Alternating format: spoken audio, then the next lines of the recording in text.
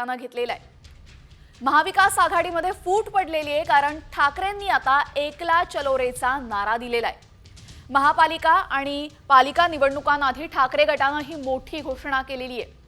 मुंबईपासून ते नागपूरपर्यंत सर्व पालिका स्वबळावर लढणार अशी घोषणा खासदार संजय राऊतांनी केलेली आहे।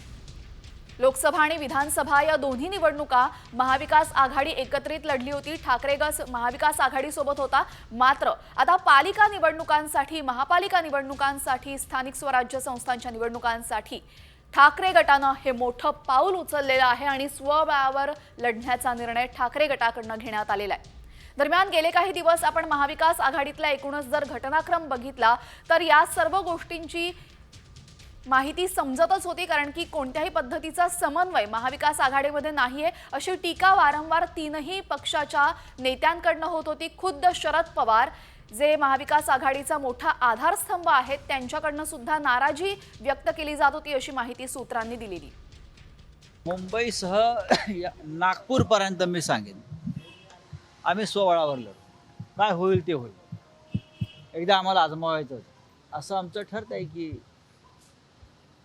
मुंबई असेल, ठाणे असेल, पुणे असेल, नागपूर असेल, कार्यकर्त्यांना संधी कधी मिळणार? आघाडीमध्ये मग लोकसभा विधानसभेमध्ये कार्यकर्त्यांना लढण्याची संधी मिळत नाही आणि त्याचा फटका पक्षाच्या वाढीला बसतो। महानगरपालिका, जिल्हा परिषद आणि नगरपंचायतीमध्ये स्वबळावर लढून आपापले पक्ष मजबूत करावे। तर महाविकास आघाडी फुटल्यानंतर आता सत्ताधाऱ्यांनी निशाणा साधलेला आहे। विधानसभा निकालानंतर एकमेकांमध्ये कुरघोड्या सुरू झाल्या आहेत आणि त्यामुळेच काही दिवसांनंतर हे पक्ष शिल्लकही राहणार नाहीत असा प्रश्न उपस्थित करत गुलाबराव पाटील यांनी महाविकास आघाडीच्या तीनही पक्षांवर निशाणा साधलाय। पाहूयात। बघा, या युत्या जे झालेल्या आहेत मागच्या काळातही आम्ही सांगितलं होतं की हे न टिकणारी युती आहे। उद्धव ठाकरे हे कोणत्या विचाराचे होते, ते कोणामुळे तिकडे गेले, शरद पवारांची आणि अजितदादांची आपण जर या ठिकाणी गोष्ट पाहिली तर हे पक्ष एकाच विचाराचे होते, फक्त काही कारणास्तव वेगवेगळे झाले। काँग्रेसचा ठिकाणाच राहिलेला नाही आहे। त्याच्यामुळे मला तरी असं वाटतंय की निकालामुळे एकमेकावर कुरघोड्या त्यांच्या आता सुरू झालेल्या आहे आणि काही दिवसानंतर हे पक्ष शिल्लक राहतील की नाही राहतील अशी परिस्थिती होणार आहे। तर राधाकृष्ण विखे पाटील यांनी सुद्धा महाविकास आघाडीवर निशाणा साधलेला आहे। महाविकास आघाडीतले लोक हे भूमिका आणि तत्व याच्यासाठी एकत्र आलेले नाहीत, तर फक्त सत्तेसाठी ते एकत्र आल्याचा निशाणा यावेळेस राधाकृष्ण विखे पाटलांनीही लगावलाय। महाविकास आघाडीची बिघाडी व्हायला वेळ लागणार नाही, कारण हे काही भूमिका आहे, काही तत्व आहे, त्यासाठी एकत्र आलेले नाही आहे। हे राज्यामध्ये अनेक प्रकारे सत्तेमध्ये येण्यासाठी यांची धडपड होती। मग कोणी हिंदुत्व सोडलं, कोणी आपल्या विचारधारेला फारकत देऊन, त्यामुळे हे फार काळ टिकणारं नव्हतं आणि म्हणून सत्ता गेल्याबरोबर मला वाटतं त्यांचे ते जे मतभेद आहेत ते आता समोर यायला लागलेले आहेत। तर महापालिका निवडणुका या एकट्याने लढणार, स्वबळावर लढणार या घोषणेनंतर आता वर्षा गायकवाड यांची प्रतिक्रिया समोर येते, त्या काय म्हणतात पाहूयात। मला वाटतं संजय राऊतांनी त्यांच्या पक्षाबद्दल भूमिका मांडली, तशीच भूमिका आमच्या कार्यकर्त्यांची पण आहे। आम्ही आमची भूमिका आमच्या पक्ष श्रेष्ठींशी चर्चा करू आणि पक्षश्रेष्ठी जो निर्णय घेतील तो आम्हाला मान्य असेल, त्यानंतर आम्ही आमची भूमिका घेऊ। मला असं वाटतं की जेव्हा आपण आघाडीमध्ये असतो तेव्हा आघाडी धर्मामध्ये चर्चा केली गेली पाहिजे आणि आपली भूमिका पहिले पक्षामध्ये चर्चा करून मग मीडियाला सांगितली गेली पाहिजे। दुर्दैवाने तसं न करता डायरेक्ट मीडियाला बेस करून संजय राऊतांची सवय आहे, पण ठीक आहे, त्यांची भूमिका त्यांनी मांडलेली आहे। आमच्या कार्यकर्त्यांची जी भूमिका आहे ती आम्ही आमच्या पक्षश्रेष्ठींना सांगू। तर ठाकरे गटानं हा मोठा निर्णय घेतल्यानंतर आता राजकीय वर्तुळात काय काय प्रतिक्रिया उमटतात आणि काय काय घटना घडतात यावर आपलं सविस्तर लक्ष असणार आहे। मात्र त्याआधी इतरही महत्त्वाच्या बातम्या बघूयात News.20च्या माध्यमातून। उद्धव ठाकरे आणि देवेंद्र फडणवीस यांच्यातलं शत्रुत्व संपलंय का अशा चर्चा राजकीय वर्तुळात सुरू झाल्यात। राजकारणामध्ये काहीच असंभव नसतं, कुणीही कायमचा शत्रू नसतो असं संजय राऊत म्हणालेत। तर उद्धव ठाकरे माझे शत्रू नाहीत असं विधान कालच मुख्यमंत्री फडणवीसांनी केलं होतं। मुख्यमंत्री देवेंद्र फडणवीस तुम्ही सुद्धा आता नरेंद्र मोदींचे वारसदार व्हावं असं विधान काँग्रेस नेते विजय वडेट्टीवारांनी केलेले। कर्मवीर मातोराव कन्नमवार यांची 125वी जयंती चंद्रपुरात साजरी करण्यात आली। यावेळेस वडेट्टीवार बोलत होते।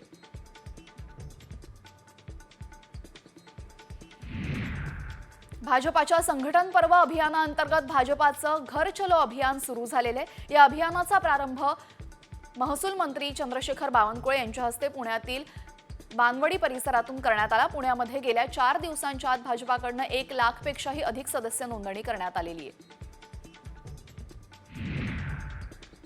मुख्यमंत्री देवेंद्र फडणवीसांनी भंडाऱ्याच्या एका मुलीचं पालकत्व स्वीकारलेलं आहे। झारखंडच्या रांचीमध्ये 68व्या राष्ट्रीय शालेय मैदानी क्रीडा स्पर्धेत तिने मैदान गाजवलं होतं आणि नाना पटोलेंच्या आईच्या निधनानंतर सांत्वनासाठी गेलेले असताना फडणवीसांनी हा निर्णय घेतलेला आहे।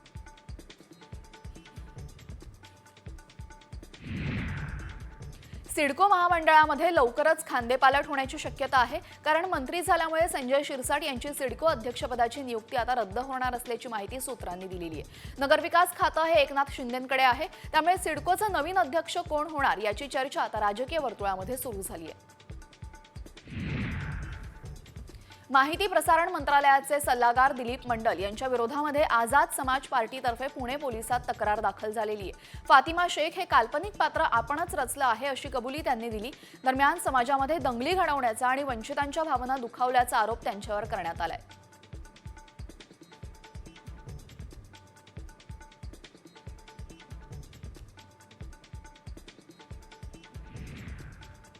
धाराशिवमध्ये आज जनआक्रोश मोर्चाचं आयोजन करण्यात आलंय। मस्साजोगचे सरपंच संतोष देशमुख आणि परभणी येथील सोमनाथ सूर्यवंशी यांना न्याय मिळवून देण्यासाठी या मोर्चाचं आयोजन करण्यात आलंय।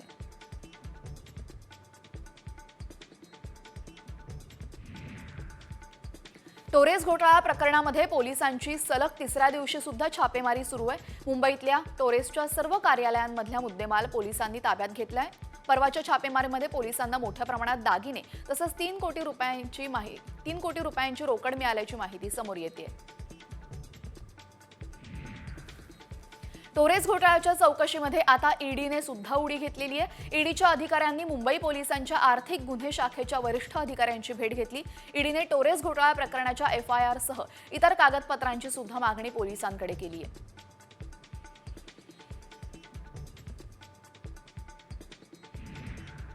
केंद्र सरकारचा महत्त्वाकांक्षी वाढवण बंदराचा भूमिपूजन सोहळा पालघर जिल्ह्यामध्ये संपन्न झाला। या बंदरामुळे देशासह राज्याचाही विकास होण्यास मदत होईल असे यावेळी सांगण्यात आले।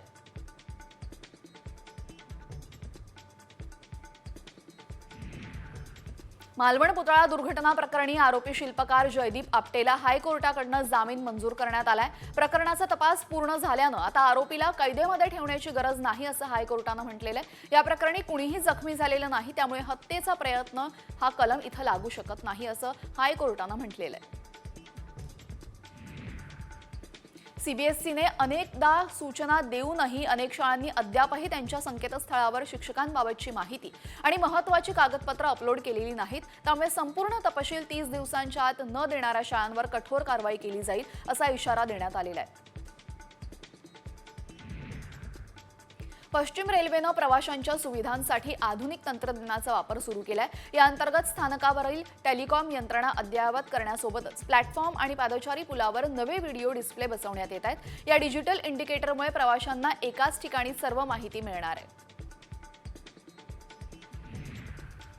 कर्जत यार्डमध्ये आणि स्थानकांवरील पायाभूत सुविधांच्या कामांसाठी रविवारी दुपारी 1:50 ते 3:35 विशेष वाहतूक ब्लॉक घेण्यात येणार आहे। या कालावधीमध्ये बदलापूर खोपोली लोकल सेवा बंद राहणार आहे। ब्लॉक दरम्यान पळसदरी ते भिवपुरी रोड स्थानकांच्या मार्गावर कामं करण्यात येणार आहेत, त्यामुळे काही गाड्यांच्या मार्गामध्ये बदल केलेले आहेत।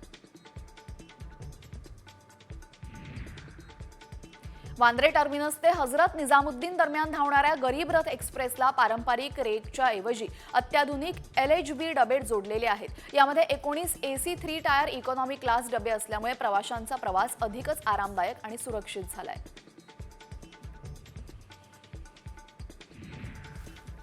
प्रवाशांनी केलेल्या आंदोलनानंतर दादर हुबळी एक्सप्रेसचा किर्लोस्कर वाडीचा थांबा पुन्हा सुरू करण्यात आलाय। थांब्याचं नाव रिझर्वेशन पोर्टलवर दिसू लागल्याने आता प्रवाशांना मोठा दिलासा मिळालाय।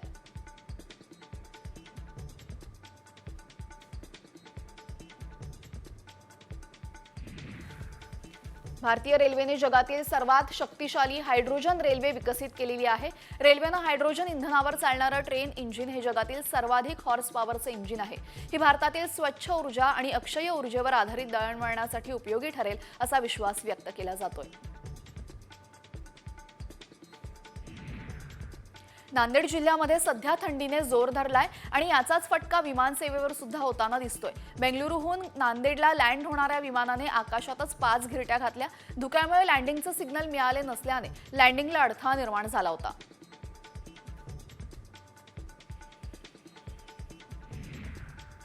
लॉस एंजेलिसमध्ये लागलेल्या आगीमध्ये आतापर्यंत 10 जणांचा मृत्यू झालाय. 4 दिवसांपासून सुरू असलेली ही आग सुमारे 40,000 एकर क्षेत्रावर पसरली आहे. 10,000 इमारती नष्ट झाल्यात तर 30,000 घरांचं नुकसान झालंय.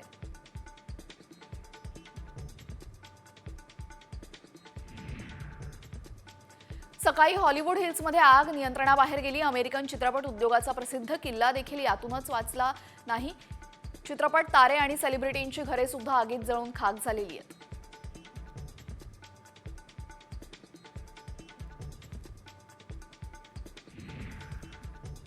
विसाव्या जागतिक मराठी संमेलनाचं आयोजन साताऱ्यामध्ये करण्यात आलं होतं. यावेळी शरद पवारांच्या उपस्थितीमध्ये संमेलनाचं उद्घाटन पार पडलं. रवी रामदास फुटाणे, साहित्यिक अ.ह. साळुंके, श्रीनिवास पाटील, यशवंतराव गडाख आदी या मान्यवर उपस्थित होते.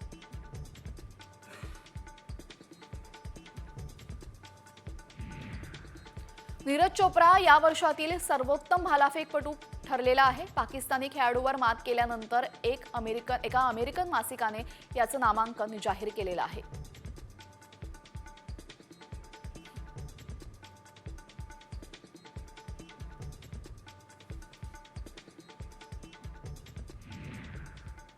यानंतर आता बातमी आहे राजकीय वर्तुळातून. भाजपामध्ये प्रवेशाच्या चर्चा राजन तेली यांनी फेटाळलेल्या आहेत. काल राजन तेली यांनी चंद्रशेखर बावनकुळे यांची भेट घेतली होती आणि त्यानंतर ते पुन्हा एकदा भाजपावासी होणार का अशी चर्चा रंगली होती. मात्र आज या चर्चांवर स्वतः राजन तेली यांनी भाष्य करत पडदा टाकलेला आहे. बावनकुळेंसोबतची भेट ही विकास कामांसंदर्भात होती. त्यामुळे कोणतीही राजकीय चर्चा यामध्ये झालेली नाही आणि भाजपामध्ये प्रवेश करणार नसल्याचं स्वतः राजन तेली यांनी स्पष्ट केलेलं आहे.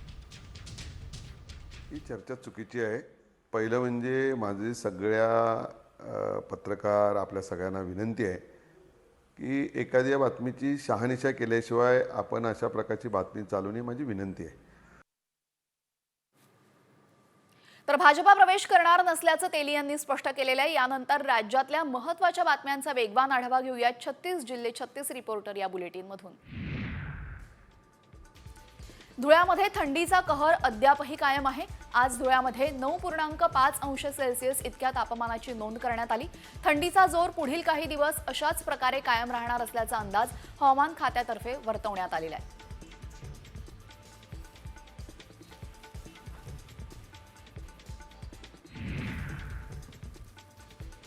विदर्भात थंडीचा जोर वाढलेला आहे. संभाजीनगर, परभणी आणि जळगावमध्ये पारा 10 अंशांच्या खाली गेलाय. विदर्भामध्ये पुढचे 5ही दिवस हवामान कोरडं राहणार असून थंडीचा जोर कायम राहील असा अंदाज आहे. मात्र येत्या 2 ते 3 दिवसांमध्ये राज्यातलं किमान तापमान हळूहळू वाढणार आहे.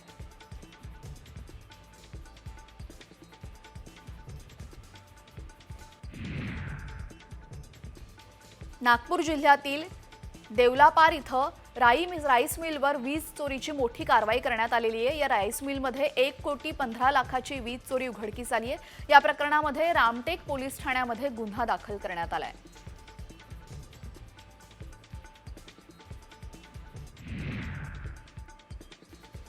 अकोल्यामध्ये स्कॉर्पिओ वाहनातून गोवंश चोरीचा प्रकार समोर आलेला आहे. चोरट्यांनी स्कॉर्पिओ वाहनातून गायींना नेताना पोलिसांनी पकडले. त्यांनी आणखी काही गुन्हे कबूल केल्याची माहिती पोलिसांनी दिली आहे.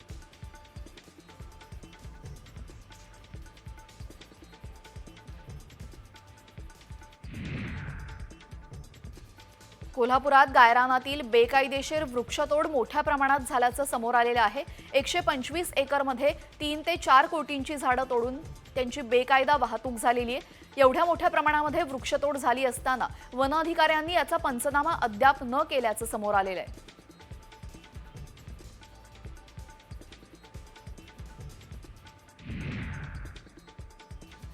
खानदेशात दिवाळी सणानंतर ऊस तोडणी काहीशी उशिरा सुरू झाली.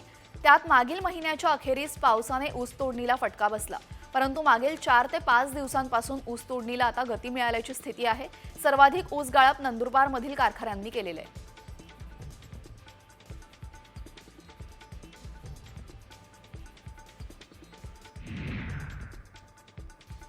तुरीचे भाव सध्या दबावात आहेत, त्यामुळे तुरीची आवक वाढल्यानंतर बाजारावर काही काळ दबाव राहू शकतो. मार्चपासून दरामध्ये सुधारणा होण्याची शक्यता आहे, पण जे शेतकरी तूर विक्रीसाठी थांबू शकत नाहीत त्यांनी हमीभावापेक्षा कमी दरात तूर विक्री टाळावी असं आवाहन अभ्यासकांनी केलेलं आहे.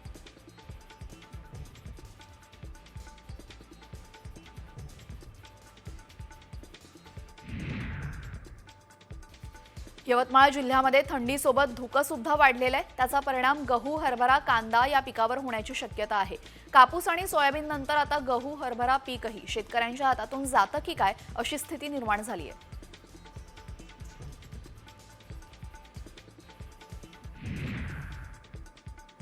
शनिवारपासून म्हैस दूध दरामध्ये प्रति लिटर 2 रुपयांची वाढ होणार आहे. कोल्हापूर जिल्हा सहकारी दूध उत्पादक संघाने हा निर्णय घेतलाय. त्यामुळे गोकुळच्या म्हैस दूध दरामध्ये 2 रुपयांनी वाढ होतीये.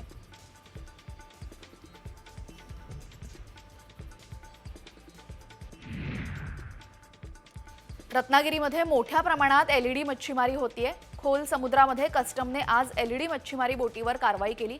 नौकेवरील 15 एलईडी आणि 20 मोठे चायना लाईट्स कस्टमने जप्त केलेत.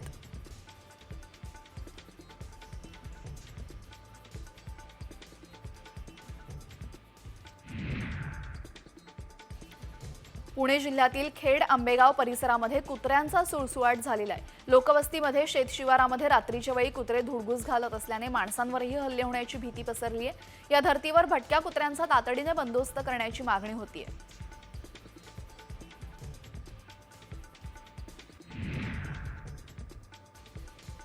विठ्ठल रखुमाईच्या दर्शनासाठी ऑनलाईन बुकिंग बंद करण्यात आली आहे. 15 जानेवारीपर्यंत ऑनलाईन बुकिंग दर्शन बंद असणार आहे.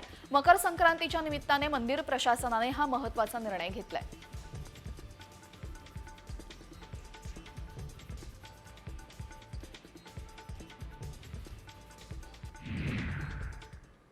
राज्यातल्या महत्त्वाच्या बातम्यांनंतर आता बातमी आहे तुमच्यासाठी अत्यंत महत्त्वाची.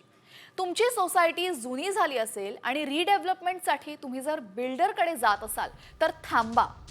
कारण स्वतः विकासक झालात तर तुम्हाला आणखी मोठं घर मिळू शकतं. आम्ही असं का म्हणतोय त्यासाठी पहा हा साम टीव्हीचा स्पेशल रिपोर्ट. रिडेव्हलपमेंटसाठी बिल्डरकडे जात असाल तर थांबा.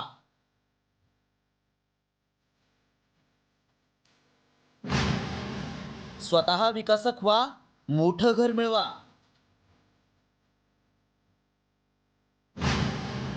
चारशे फुटांच्या घरातून थेट 1400 फुटांच्या घरात.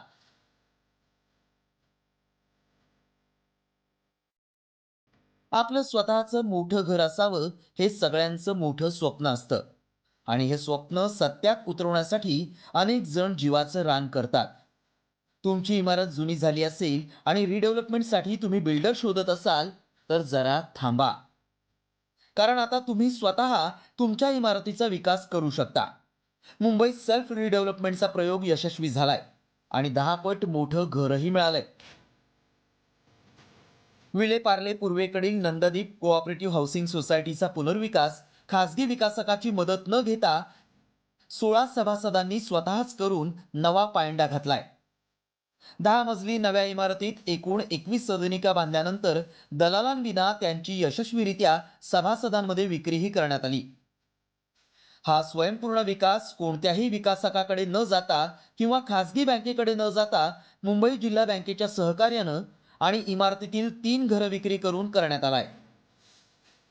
आज या ठिकाणी नंददीप कोऑपरेटिव्ह हाऊसिंग सोसायटीने आपल्या सोसायटीचा स्वयंपुनर्विकास केला आणि 360च्या घरात राहणारा नंददीपचा सभासद आज त्या ठिकाणी 1400 स्क्वेअर फीटच्या घरात राहायला जातोय. हाऊसिंग डेव्हलपमेंटला एक मिरॅकल आहे, ही जादू आहे.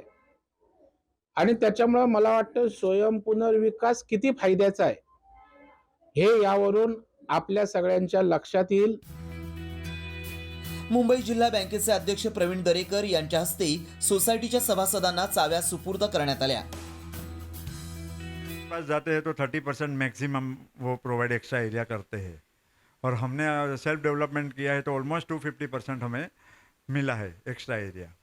तो ओवरऑल रेंज देखेंगे तो सेल्फ डेवलपमेंट में ज़्यादा एक्स्ट्रा एरिया आपको मिलता है, प्लस आपको फ्लोर चॉइस आपको मिलती है. डेवलपर के पास अगर रीडेवलपमेंट में आप जाते हो तो आपको बिलो फ्लोर्स मिलेगा. घर खूपच चांगलं आहे. मी घर गेले 1.5 वर्ष पार्ल्यात शोधत होते, तर ह्यांचा एक माणूस तोच आमच्या ओळखीचा निघाला. त्याने मला हे फायनल घर दाखवलं आणि जे मिळालं बघायला आले त्याच्या दुसऱ्या दिवशीच मी ते घेतलं. अवघ्या 2.5 वर्षात सोसायटीतील सभासदांना आपल्या हक्काचं पहिल्यापेक्षा मोठं घर मिळालंय. सभासदांच्या चेहऱ्यावर एक वेगळाच आनंद पाहायला मिळाला. विशेष म्हणजे पूर्वी 400 चौरस फुटाच्या घरात राहणारे आता 1400 चौरस फुटांच्या घरात राहण्यास जात आहेत. अनेक ठिकाणी बिल्डरांची मनमानी पाहायला मिळते. ग्राहकांची लूट होते. ग्राहकांना दिलेली आश्वासनं कागदावरच राहतात. मात्र विलेपार्लेमधील नंददीप सोसायटीनं बिल्डरला टाळून विकसित केलेली ही इमारत आता शहरातील इतर सोसायट्यांनाही खुणावतीये. संजय गडदे, साम टीव्ही, मुंबई.